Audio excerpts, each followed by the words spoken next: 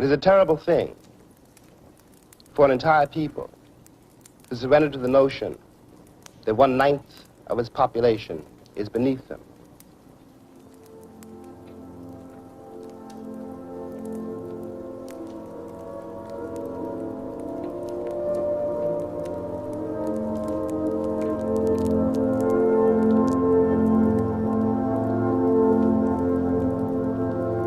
When I was growing up, I was taught in American history books that Africa had no history, and neither did I. That I was a savage, about whom the less said the better, who had been saved by Europe and brought to America. And of course, I believed it. I didn't have much choice. Those were the only books there were.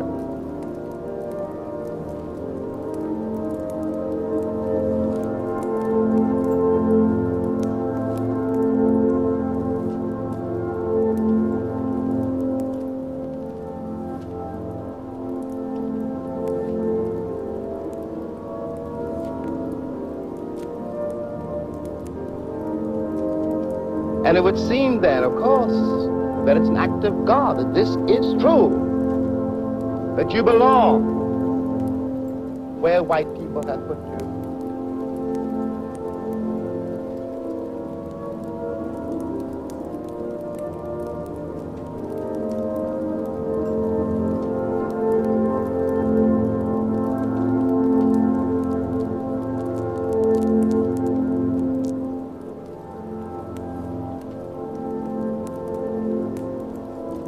It has created and will create a great many conundrums.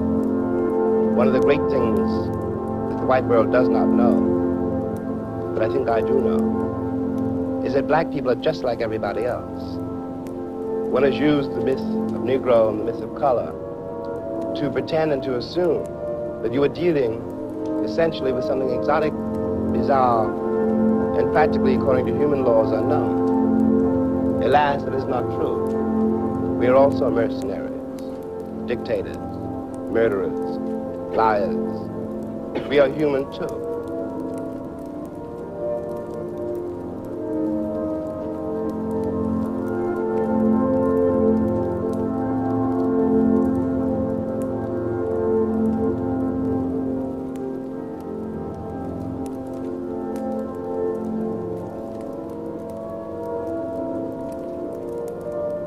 Unless we can manage to establish some kind of dialogue between those people whom I pretend have paid for the American dream and those other people who have not achieved it, we will be in terrible trouble.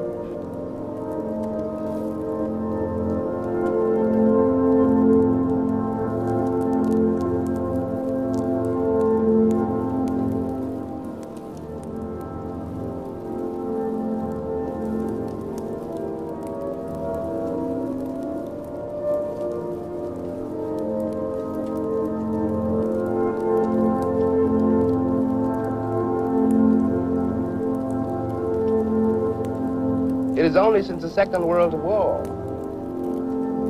that there's been a counter-image in the world. And that image has not come about through any legislation on the part of any American government, but through the fact that Africa was suddenly on the stage of the world, and the Africans had to be dealt with in a way that had never been dealt with before. This gave an American Negro for the first time a sense of himself beyond a savage or a clown.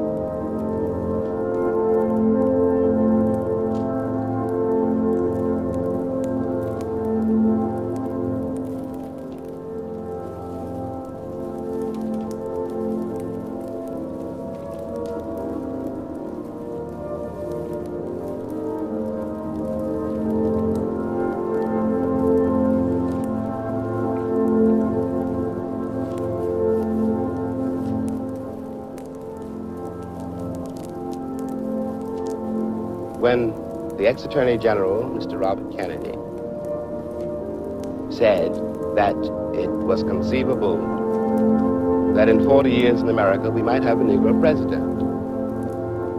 And that sounded like a very emancipated statement, I suppose, to white people. They were not in Harlem when this statement was first heard, and did not hear, and possibly will never hear, the laughter and the bitterness and the scorn with which the statement was greeted. From the point of view of the man in the Harlem barbershop, Bobby Kennedy only got here yesterday. And now he's already on his way to the presidency.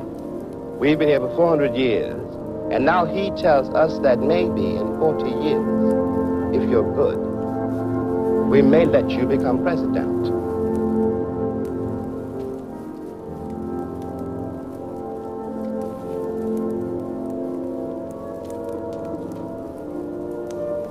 But I don't know, and neither does Martin Luther King, none of us know how to deal with those other people whom the white world has so long ignored, who don't believe anything the white world says, and don't entirely believe anything I or Martin say.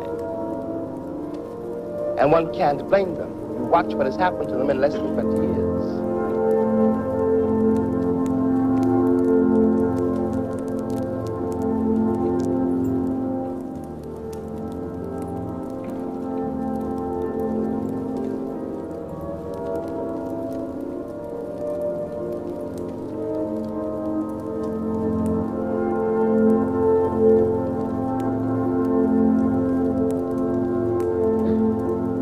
It seems to me that the city of New York, for example, this is my last point, which has had Negroes in it for a very long time.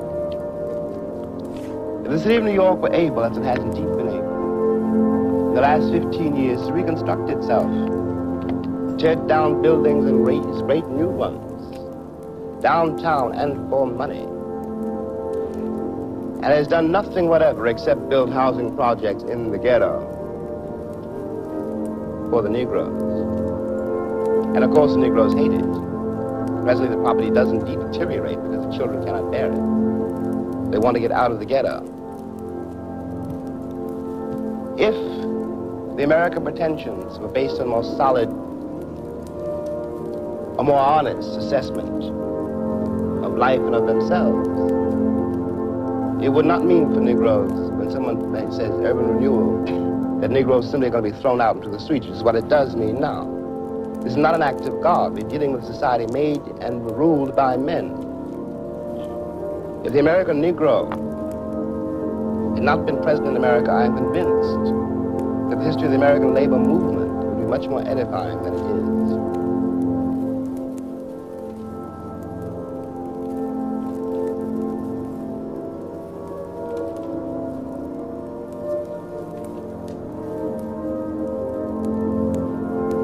And until that moment, until the moment comes when we, the American people, are able to accept the fact that I have to accept, for example, that my ancestors were both white and black, that on that continent we are trying to forge a new identity for which we need each other, and that I am not a ward of America.